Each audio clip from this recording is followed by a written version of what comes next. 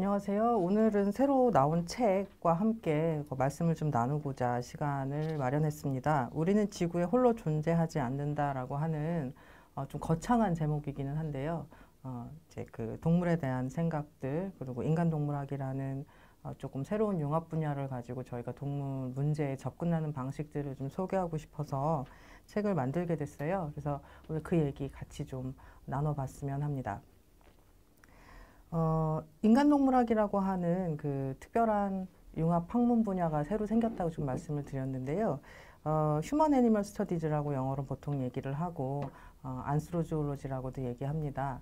그 이제 분야는 인간과 동물의 관계를 당연히 연구를 하게 되고요.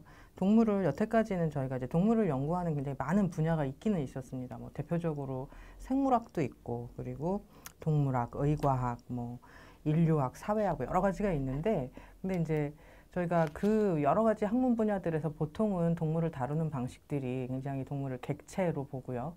어떤 그 동물이 가지고 있는 주체성이라든가 아니면 인간-동물 관계 등은 그냥 부수적으로 다뤄졌었거든요. 그러다 보니까 인간이 동물을 바라보는 방식, 동물이 인간을 바라보는 방식, 그리고 둘이 관계를 맺는 방식에 대한 어떤 깊이 있는 성찰이 좀 부족했다라는 어떤 반성에서 나왔다고 이제 할 수가 있겠습니다. 그러다 보니까 이 분야는 다른 뭐 어떤 학문 분야하고도 마찬가지긴 합니다만은 우리 사회에서 인간과 동물이 상호작용하는 방식을 조금 더 어떻게 동물에게 혹은 사람들에게 더 다정하게 만들 수 있을까라는 것들을 좀 다루고 있고요. 인간이 동물을 대하는 행동, 동물에 대한 정책, 동물에 대한 제도 같은 것에 직접적으로 좀 영향을 미치는 연구 결과들을 많이 내놓고 있습니다. 저희는 이제 그 이런 연구들을 하는 사람들은 딱 지금 그 인간-동물학이라고 하는 무슨 어떤 학문 분야, 학과 이런 게 정해져 있기도 하지만 대개는 기존의 어떤 학문 분야들에 그대로 몸을 담고 있으면서 서로 같이 모여서 융합적으로 연구들을 진행합니다. 초반에 잠깐 말씀을 드렸었지만 그래서 이 책은 굉장히 예쁜 그림으로 지금 표지를 잘 해주셔서 제가 되게 감사하게 생각하고 있는데요. 사회가 혹은 개인이 동물을 어떻게 대해야 하는가라는 어떤 질문을 가지고 사실은 우리가 이 부분에 대해서는 상당히 모순적이고 혼란스러운 생각들을 가지고 있거든요. 근데 그 부분에 대해서 어떻게 우리가 이해할 것인가 하는 이런 목적들을 좀 가지고 있고요. 그리고 동물에 대한 인간적인 애정이라고 제가 말씀을 여기다 이제 드려놨는데 동물에 대한 인간적인 애정과 책임에 대해서 얘기를 하려고 합니다. 우리가 동물임과 동시에 또 우리가 그 인간이 아닌 다른 동물들을 이해하는데 굉장히 한계를 가진 존재들로서 우리가 할 수 있는 방식, 동물을 이해하고 책임질 수 있는 이런 방식들에 대해서 매우 인간적이지만 그렇지만 인간적인 것들을 넘어서는 방식들에 대해서 이야기를 좀 하고 싶었습니다. 그래서 순서대로 이제 목차를 잠깐 소개를 해드리면요. 우리는 동물과 다르다는 착각. 그래서 우리가 보통 그 동물들과 거리를 두었던, 경계를 두었던 이런 방식들에 대해서 문제 제기를 조금 해보려고 그러고요. 그리고 우리가 왜 어떤 동물을 죽이고 어떤 동물을 사랑하는가라고 하는 이 2부에서는 현재 지금 우리 사회를 살고 있는 동물들이 어떻게 살고 있는가, 그리고 우리는 이 방식을 우리가 동물을 이용하는 방식을, 동물을 대하는 방식을 변화시킬 마음이 있는가, 그럼 어떻게 해야 되는가에 대한 질문들을 같이 담고 있고요. 세 번째 3부에서는 그렇다면 우리가 동물의 고통을 이해한다는 것, 동물의 질병들을 치료해주고 고통을 덜어주려고 하는 것들이 이제 어떤 접근인가, 이제 이런 얘기들을 좀 하려고 합니다. 마지막으로는 이제 뭐 지구 시민이라고 굉장히 거창한 이름을 붙이기는 했습니다만 우리가 조금 더 동물에게 좀 우호적이고 동물에게 좀 다정한 사회를 만들기 위해서 크게 어떤 식으로 움직이고 있는가라는 얘기들을 좀 담아보려고 했습니다. 첫 번째부터 좀 말씀을 한번 드려볼게요. 우리는 이제 동물하고 다르다라고 제가 그 문장을 쓰면서 뒤에다가 착각이라는 얘기를 했습니다. 왜 그러냐면 보통은 여태까지 이제 그 인간들이 해온 방식이 우리가 동물과 다르다는 것으로서 인간임을 드러내려고 하는 이런 방식들이 많았거든요. 특히 이제 철학이라든가 인간의 본질을 다루는 이런 학문 분야에서는 더더욱 그래 왔고요. 그리고 또 생물학 분야에서도 우리가 동물과 이제 어떻게 신체적으로, 기능적으로 다른지에 대한 그 생각들을 좀 많이 하려고 노력을 했었었죠. 그러다 보니까 인간의 절대적인 우월성을 나타내는, 즉 합리적으로 생각하고 도덕적으로 선택하는 그런 인간이라는 굉장히 절대적인 존재를 만들어 놓고요. 그리고 우리는 이제 종교적으로 얘기하자면 뭔가 동물과는 좀 다르게 그 선택을 받았거나 아니면 어떤 능력을 가지고 있거나 이런 존재들로 그려지고, 반면에 이제 동물 같은 경우에는 본능적으로 행동하고 자극에 반응하는 기계와 같은 존재들로 이제 그려집니다. 그렇기 때문에 인간이 인간스러울 수 있는 것은 이런 동물성을 뛰어넘을 때, 본능적으로 행동하고 자극에 반응하는 정도를 뛰어넘을 때, 아, 이건 인간이구나. 이렇게 이제 인간의 우월성들을 좀 표시를 하려고 했었었죠. 그래서 이게 이 방식, 그러니까 뭐 그 아리스토텔레스부터 시작해서 데카르트라든가 칸트로 연결되는 인간의 절대적인 어떤 그 이성적인 힘들을 강조하는 이런 철학자들이 반드시 동물을 차별하거나 동물에게 뭔가 나쁜 지위를 부여하기 위해서, 낮은 지위를 부여하기 위해서 이런 절대적인 우월성들을 그러니까 만들어냈던 것은 아닙니다. 다만 어떤 인간의 본질들을 탐구하기 위해서 이랬던 건데, 이렇게 이제 하는 과정 안에서 인간이 동물한테 자연스럽게 경계를 이제 긋게 되는 거죠. 그리고 그어진 그 경계라는 것은 어쩌면 동물 자체의 삶을 좀 바꿔놓을 수 있는, 우리가 선호하고 우리가 필요하는 그런 방식으로 동물의 삶을 만들거나 혹은 지정할 수 있는 이런 힘들을 인간의 손에 쥐어줬다고 말을 할 수가 있습니다. 그런데 사실 이런 부분들이 이제 굉장히 정당한가라고 얘기를 하면 동물 입장에선 절대로 아닐 거고요. 사람들 입장에서도 이런 정당한 그 우월성, 인간이 가지고 있는 정당한 우월성에 대한 많은 그 반론들이 제기가 됐었습니다. 그리고 이 다름으로 인해서 이 나오는 차별들이 정당한가에 대한 의문들은 더더욱 많이 제기가 됐습니다. 왜냐하면 우리가 동물이라는 존재들, 동물이 가지고 있는 능력들을 이성이라는 인간이 가진 우월성을 가진 요소들을 말고도 어떻게 충분히 이해하고 있는가, 동물의 능력이 이성 말고 우리가 표현할 수 없는, 우리가 이해할 수 없는 어떤 것들이 있는 건 아닌가에 대한 고민들이 생기게 된 거죠. 또 한편으로 인간은 그럼 동물이 아닌가, 본능적으로 행동하고 자극에 반응하지 않는가, 우리도 하죠. 그럼 인간이 이제 동물이 아닌가라고 물어봤을 때 동물이 아니지는 않는데요? 라고 대답을 하게 되면 이제 경계들이 좀 모호해지는 겁니다. 그래서 이런 불완전한 경계들을 좀 허무는 방식들이 이제 시도가 됩니다. 당연히 이제 가장 첫 번째의 어떤 그 의문이라고 해야 될까요? 그 의문을 푸는 열쇠라고 해야 될까요? 이런 것들이 이제 근대로 들어오면서 우리가 진화라는 개념을 생물학에서 만들어내면서 그렇습니다. 왜냐하면 진화는 굉장히 우연의 산물이고, 사람들도 그 인간도 이제 다른 동물들과 마찬가지로 굉장히 우연의 어떤 진화적인 사건들에 의해서 지금으로 만들어져 왔다는 거거든요. 그러다 보니까 영장목, 사람과 사람 속의 동물이라는 동물은 그렇게 만들어진 동물이고 진화적으로 어떤 능력들을 갖게 되기는 했는데, 사실은 침팬지랑 굉장히 가까운 동물이란 말이죠. 그래서 인간의 어떤 그 가지고 있는 그 능력들이라는 게 그냥 어떤 진화의 연속선 상에 있구나라는 것을 깨닫는, 그래서 인간과 동물의 경계가 약간은 허물어지는 이런 경험들을 과학적으로 또 문화적으로 하면서 사람들은 이전부터 가지고 있던 경험을 다시 한번 기대게 됩니다. 동물이 가지고 있는 감정, 동물이 가지고 있는 정신, 이제 이런 얘기들을 할 수밖에 없는 거죠, 그 다음에는. 그래서 당연히 진화론, 그 종의 기원을 썼던 다윈도 마찬가지의 관심을 가졌습니다. 동물의 감정과 정신에 관심을 가지면서 동물들이 가지는 애정, 동물들이 가지는 감정의 표현들이 사람하고 크게 다르지 않고 또 사람들이 이것을 이해하는 것도 가능하다라는 전제하에서 책을 쓰게 되죠. 또 마찬가지로 자연과 본능에 순응하는 즐거움만을 가졌다고 이제 동물들이 여태까지는 얘기를 해왔지만, 자연과 본능에 순응하는 즐거움이라는 건 사실 인간들도 가지고 있는 즐거움이기는 하거든요. 그리고 또 반면에 굉장히 동물적으로 또 인간을 보는 움직임들, 그 털없는 원숭이에서 얘기하고 있는 나무에서 내려와서 사냥과 육식을 하는 기술을 체득한 영장류 중에 조금 특이한 털이 좀 없는 그런 원숭이로서의 사람, 즉 동물 쪽에서 사람을 접근하는 이런 경계들을 허무는 작업들이 이루어집니다.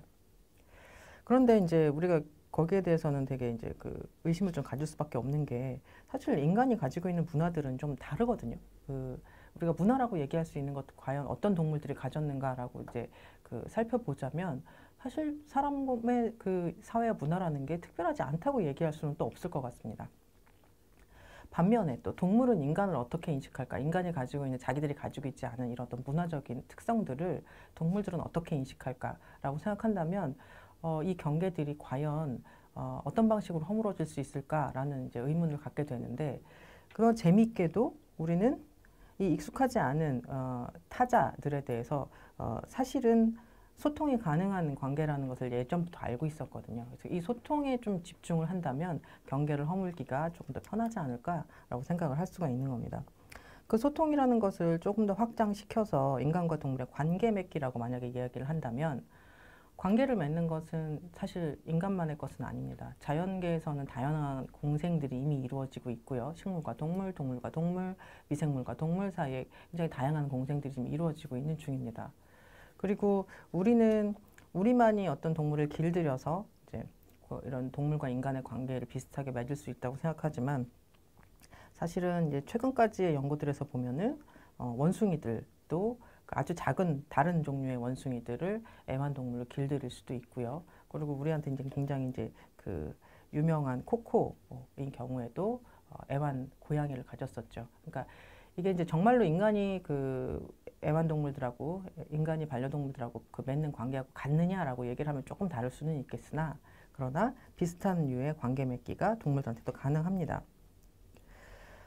여하튼 인간과 동물은 관계를 맺어왔고 우리는 그게 되게 일방적으로 우리가 이제 동물을 이용해 왔던 관계들이 굉장히 크기 때문에 잊고 있기는 하지만 인간과 동물의 관계는 사실은 상호작용입니다.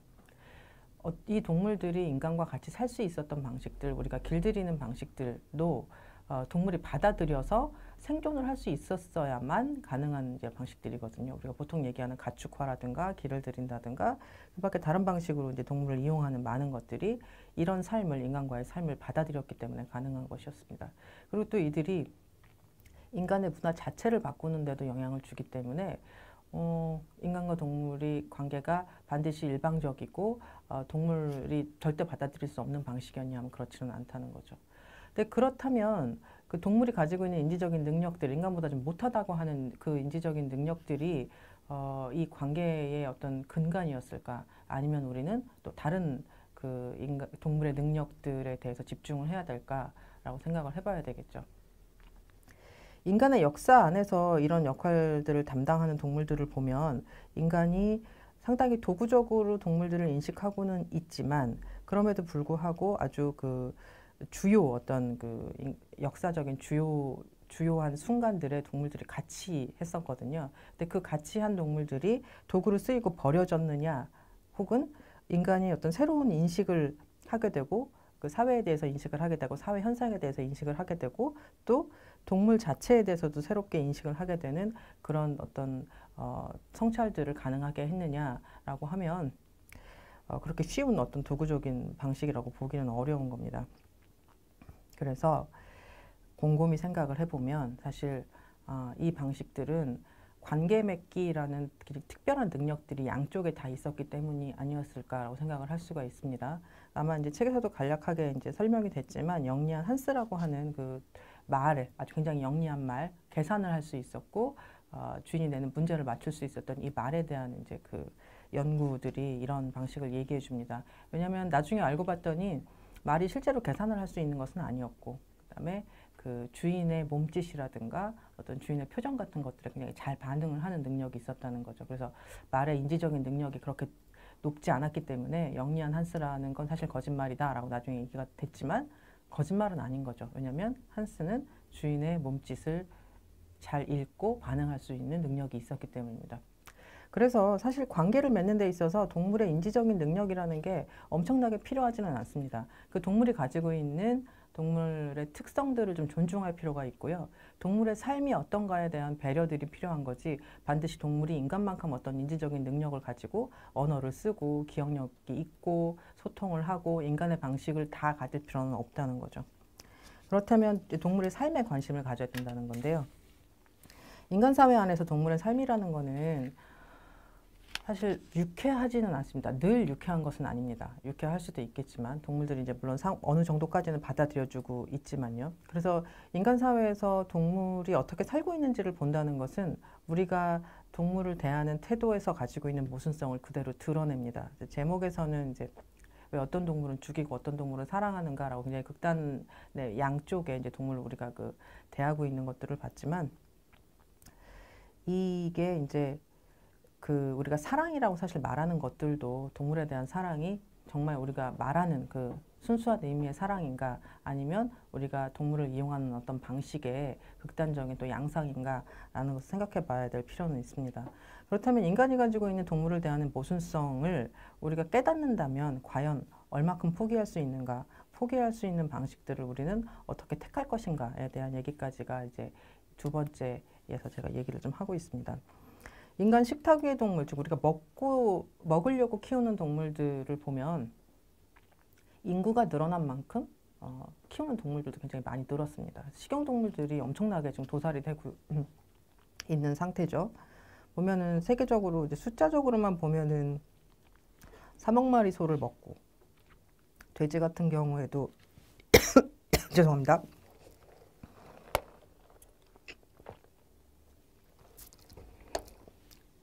10억 마리, 그 다음에 닭 같은 경우에는 거의 매년 800억 마리 정도를 지금 현재 도살을 하고 있는데 숫자가 감도 안 오실 거예요. 엄청나게 이제 많은 숫자이기 때문에. 근데 이게 1960년대랑 비교를 하면 지금 현재는 거의 2배가 된 거죠. 인구가 늘어나는 만큼 사람들의 소득 수준이 올라가는 만큼 우리는 단백질 섭취를 많이 하고 있기 때문에 일단 동물을 굉장히 많이 키우고 많이 잡아먹습니다. 근데 먹히기 위해서 키워지는 동물의 삶이라는 게 우리는 더 이상은 이제 보지 않죠. 이제 지금은 농촌에서 살지 않고 농촌에서도 이 축산에 관련된 시설들은 가려져 있기 때문에 지금은 겉으로 잘 나와 있지 않습니다. 근데 돼지 같은 경우를 보면은 일단 180일 정도 키워져서 도살이 되고요. 그리고 120kg까지 이제 몸무게를 늘려야 됩니다. 그러다 보니까 그 사이에 180일 동안에 120kg에 이르도록 굉장히 많은 집중적으로 움직이지 못하게 하고 많은 사료를 이제 섭취를 해야 되고 질병이 없도록 약들이 뿌려지고 이제 이런 삶들을 살게 되는 거죠. 육개 같은 경우는 어떻게 생각하실지 모르겠지만 30일 정도 삽니다. 30일에 좀 못 미치는 삶을 살기 때문에 그 환경들이 30일 동안 살 수 있을 정도의 환경이면 되는 거거든요. 근데 길게 살지 않는 동물들, 그러니까 짧게 살아서 우리가 먹으려고 이동되는 그런 동물들 같은 경우에는 사는 삶의 이제 환경들이 그렇게까지 유쾌하지 않은 환경입니다. 예전에 우리가 생각하는 목가에서 이렇게 저 푸른 초원 위에 이제 이렇게 소들이 이렇게 있고 양들이 이제 거닐고 이러는 형식의 축산 환경은 굉장히 드물죠, 요즘에는. 그러다 보니까 이런 환경들이 돼지, 그 안에 살고 있는 돼지, 닭, 소한테만 나쁜 게 아니라 거기서 일하는 인간한테도 위험한 축산 환경들이 만들어지게 됩니다. 그게 이제 1960년대까지만 해도 지금처럼 많지 않았을 때는 환경들을 어떻게든 이제 좀 조절해 볼 수 있을 여지가 있었겠지만 지금은 굉장히 집약적으로 키워지기 때문에 이런 방식 초원 위에 돼지를 풀어놓을 수 있는 방식들은 없다고 봐야 되겠죠. 이런 문제 제기가 계속 됐던 것은 사실입니다. 그래서 공장식 축산이라는 이름을 이제 처음 얘기를 했던 루스 해리슨이라고 하는 이제 작가의 동물 기계 1964년에 나왔는데 이 책이 큰 반향을 일으키죠. 그래서 우리가 지금 먹고 있는 단백질이 어떻게 만들어지고 있는지 알고 있느냐라고 하는 문제를 제기를 했습니다. 그래서 영국 정부에서 브람벨 교수에게 축산 환경에 대해서 조사를 하라고 해서 이제 브람벨 보고서가 만들어지면서 우리가 지금 알고 있는 동물 복지의 개념들이 생겨나게 됩니다. 공장식 축산을 포기하는 방식들에는 뭐가 있을까? 여러 가지가 있을 텐데요. 일단은 육식을 좀 줄여서 키우는 동물의 숫자를 줄이는 방식이 있겠죠. 그래서 채식주의라든가 동물복지 농장이라든가 아니면 대체육, 배양육 이런 것들에 지금 많은 투자들이 이루어지고 있는 중입니다. 그러니까 어떤 사람들이 동물을 이용하는 굉장히 오래된 방식들, 인간이 역사 안에서 계속 가지고 있는 방식들을 순식간에 포기하기는 굉장히 어려울 거예요. 근데 서서히 어떤 방식으로 바꿔갈 것인가, 이제 문제를 알고 갈 것인가 하는 이런 움직임들은 있습니다. 그래서 먹는 것에 있어서도 이런 움직임들은 이미 일어나고 있는 중입니다. 그런가 하면 이제 인간이 영향을 미치는 어떤 그 범위 안에 그냥 우리 가까이에 있는 가축들만 있는 게 아니라 인간의 활동으로 인간이 가속화하는 어떤 멸종들에 대한 문제들도 계속 제기가 됩니다. 뭐 지금 여기 숫자적으로는 뭐 9만 6천여 종이 이제 멸종 위기종이다라고 얘기를 하고 있는데 그거보다 더 큰 문제들은 뭐 지질학자, 생태학자들이 같이 경고를 해주고 있는 부분이 소멸 속도. 그러니까 원래 모든 자연계에서 동물들은 멸종을 하기도 하고 종이 없어지기도 하고 새로 생겨나기도 하는데 그것뿐만이 아니라 굉장히 소멸하는 속도들이 문제가 되고 있고 그 속도들은 인간이 만든 어떤 여러 가지 영향들로 인해서 특히 뭐 서식지 훼손이라든가 불법 포획이라든가 자연재해라든가 뭐 이런 것들 때문에 이제 더 가속화되고 있다고 보는 거고요. 그러다 보니 지구 온난화가 뭐 지구 자체에서 일어나기도 하고 인간이 많이 가속화 생기고 있는 이런 그 지구 온난화라는 우리의 환경의 가장 큰 문제들이 인간한테만 영향을 미치는 게 아니라 지구 위에 있는 동물들한테 다 영향을 미치게 되죠. 즉 우리가 이제 운명 공동체라고 하는 인식들을 좀 해야 된다는 얘기고요. 사람들은 이런 문제를 해결하기 위해서 인류세라고 하는 이제 어떤 문제의식의 어떤 핵심어를 하나 만들어냈습니다. 스토머하고 크리천이라고 하는 이제 과학자들이 지질시대의 변화에 버금가는 정도의 인간의 활동으로 큰 변화가 일어나고 있다. 지금 대멸종이 일어나고 있다. 이렇게 이제 생각을 합니다. 그래서 이런 변화들을 막기 위해서 우리가 인류세라는 문제의식을 가지고 무슨 일을 할 수 있을 것인가에 대한 질문들이 지금 크게 던져지고 있는 상황입니다. 그런가 하면 예전에는 없었던 종류의 이제 어떤 동물을 이용하는 방식이죠. 이것도 역시 가려져 있어서 우리한테 대중한테 이렇게 많이 보여지지는 않습니다만 실험에 쓰이는 동물들이 점점 늘어나고 있죠. 매년 1억 마리 이상이라고 세계적으로 얘기하는데 보고된 것이 이렇고요. 보고되지 않은 것까지 다 합치면 더 많을 겁니다. 우리나라도 지금 현재 보고 체계가 만들어져 있고 500만 마리 정도로 좀 추정을 하고 있는데 이것도 역시 마찬가지로 보고되지 않은 것들까지 다 합치면 더 많고 문제는 계속 증가하고 있다는 거죠. 실험에 쓰이는 동물들의 재미있는 점은 뭐냐면 실험이라는 거는 인간을 대신해서 실험해보는 거잖아요. 그러니까 동물 자체가 가지고 있는 인간과의 유사성이 아주 중요합니다. 인간하고 비슷한 대사를 해야 되고 인간하고 비슷한 어떤 생체 반응들을 일으켜야 되는데 인간이 아니기 때문에 동물한테 실험을 하는데 반대로 또 동물이 인간하고 굉장히 비슷하기 때문에 이 실험 결과에 의미가 있는 거죠. 그러니까 이 두 가지 모순들을 다 가지고 가기 때문에 쉽지 않습니다. 실험동물의 삶이라는 거는 아마 상상하시기 어려울 거예요. 그 옆에 있는 그림은 이제 아주 오래된 이제 해리 할로우라고 하는 사람이 했던 이제 애정에 관련된 어떤 실험, 원숭이를 가지고 하는 실험인데 이런 식으로 실험들이 이제 뭐 실험 생리학이 됐든 실험 심리학이 됐든 아니면 그 밖에 다른 의학에 관련된 실험들이 됐던 많은 방식으로 이제 이루어졌었습니다. 대개의 실험동물 지금 이제 어떤 약물들을 테스트한다든가 뭐 이런 실험동물들의 삶이라는 것은 굉장히 제품처럼 찍어내지죠. 질병을 가지고 태어나거나 혹은 그렇지 않은 동물들한테 질병을 유발해서 그 질병을 치료하는 치료제를 이제 실험한다든가 이런 방식으로 이루어지기 때문에 실험동물의 삶이라는 건 그냥 질병을 얻고 나쁜 상태에 가는 결국에는 그렇게 해서 종말을 맞게 되는 이런 삶이라고 볼 수가 있겠습니다. 그렇다 보니까 이 실험동물에 가해지는 어떤 고통들이라든가 실험동물의 삶이라는 게 실험동물들을 움직이고 있는 실험동물들하고 같이 지내고 있는 실험실 노동자의 삶하고 같이 연계를 해서 보면 결코 스트레스가 없는 삶은 아닌 거죠. 그래서 마찬가지로 실험실 노동자들이 이 실험실 동물과 함께 같이 좀 고통받는 그런 삶을 살고 있다고도 볼 수가 있는 겁니다.